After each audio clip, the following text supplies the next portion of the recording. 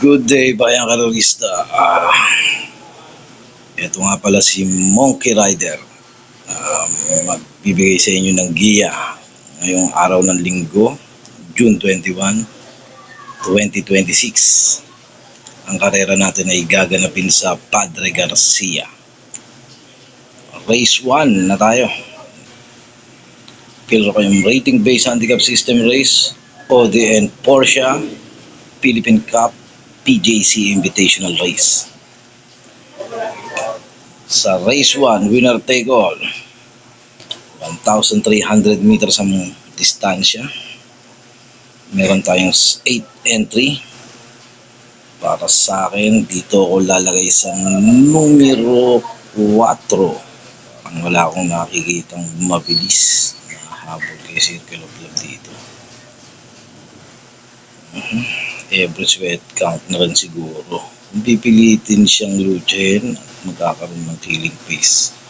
Siguro ang kukunin kong second choice ay yung numero 6. Nagagabayan ng comebacking jockey natin na si Valentin Ramos Dilema. Tingin ko matibay ito. Para sa race 1, ang giya natin dito is ang primero, numero 4, Circle of Love. Panigundo na rin natin is numero 6, Grand Jefe.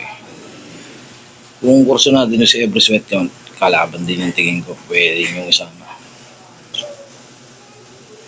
Dumako lang tayo sa race 2, first peak 6 event, 1,300 meters ang distansya. Atong ni Winona, puso isa kay Iti. Napakagamang naman ang laban nito.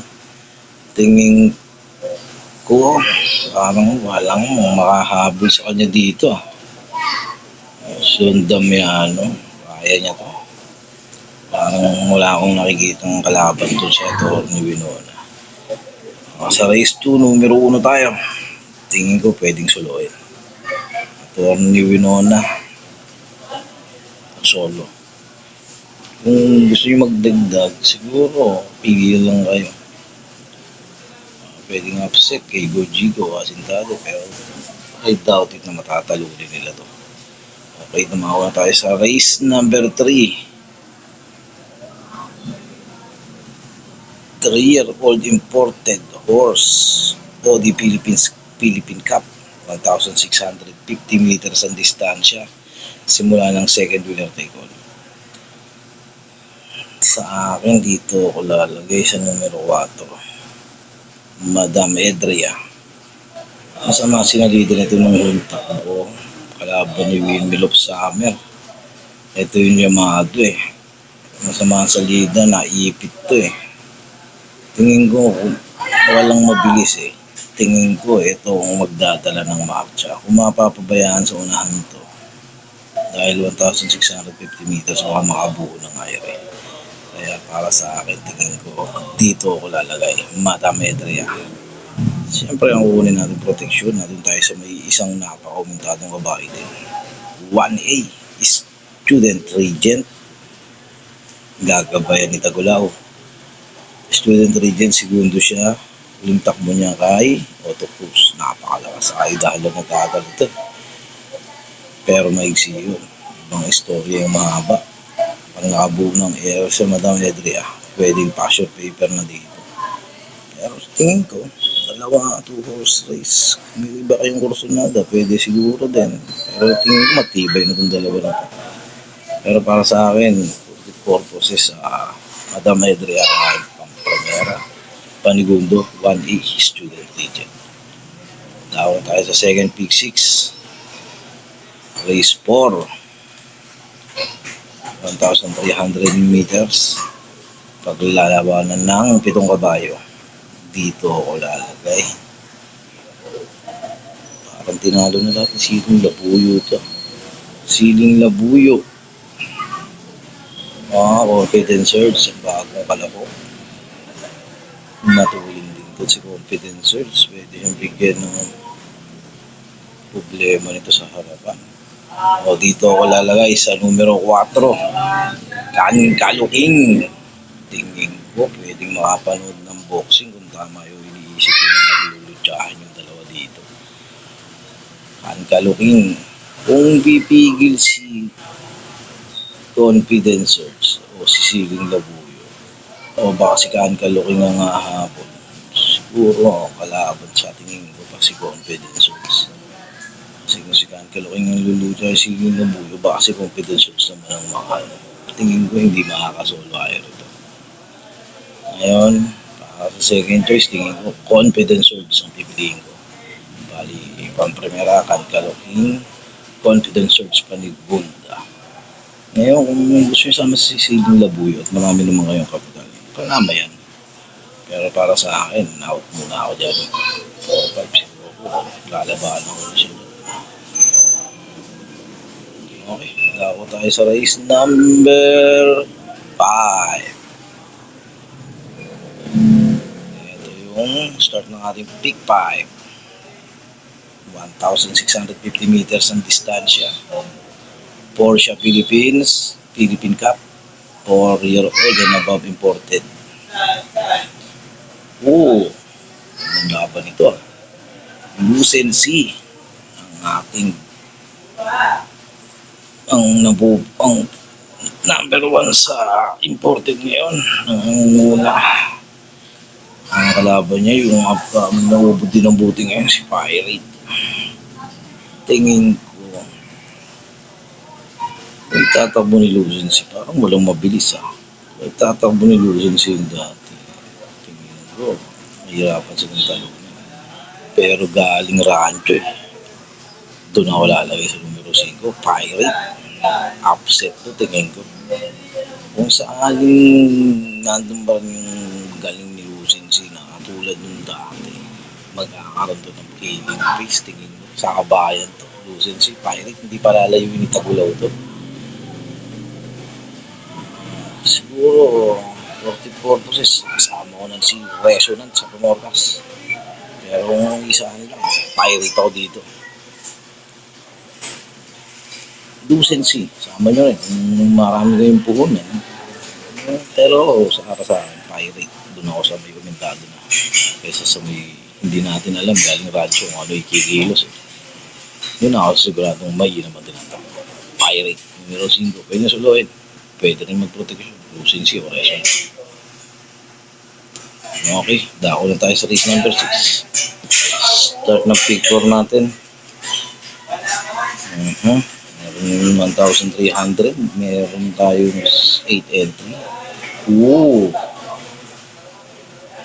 Sa atin, even si Distant Hunter, sinayin si Amaranth.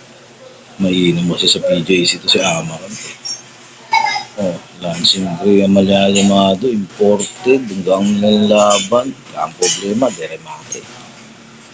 Dito lalagay sa numero 6, Amaranth. Tingin ko ito magdadala ng marcha. Alalay si Distant Thunder. Dito Amaranth. Ngayon Lansing Gray manggagaling sa likuran. Siya na siguro magbibigay ng laban. Pero dito kay Amaranth. Ngayon sa 40 purposes, pangulo natin si Lansing Gray. Mga kapital, may kapital, Distant Thunder, panama rin yan. Mamukod din yung propeta. Lalo na, meron silang panulong mo sa harapan ng programa si Atty. Winona. Okay, good luck sa race number 6. Amaranth. Tingin ko. Ganda pa yan, tiyado pa. Pakala ko tayo sa race number 7. Race number 7, 1,300 meters. Last daily double plus 1. Anybody's race Straight race Bubong-bulok. Sarati na naman. Mamurog na naman. Paraco Eagles. Galing ng orero nito. Ito. Dito ako lalagay. Paraco Eagles. Jeffrey Sarati. May napinilos ng huling takbo. Bagaman dikit siya kay Edgy's favorite noon. Hindi ko matanda kung sino na segundo. Kung siya si Edgy's favorite.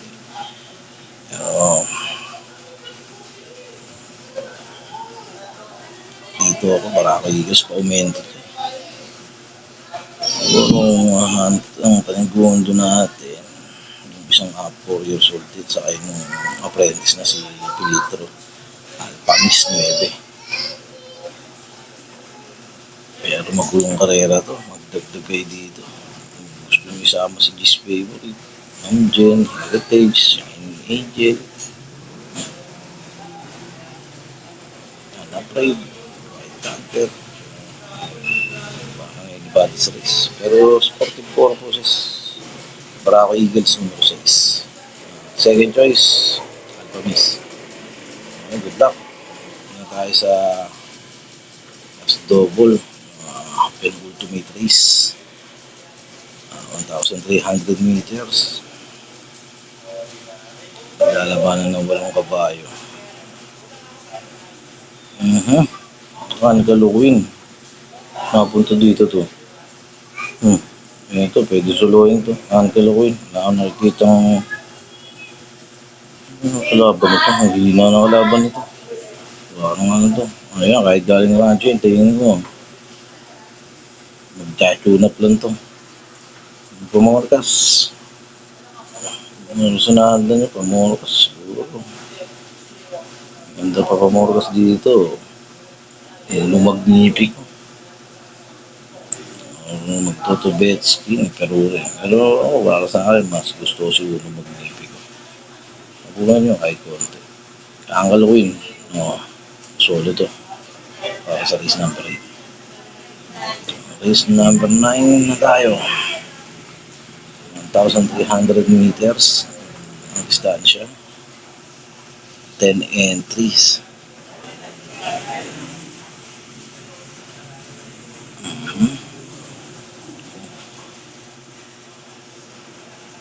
Dito, pimintado to, Lisca Bianca.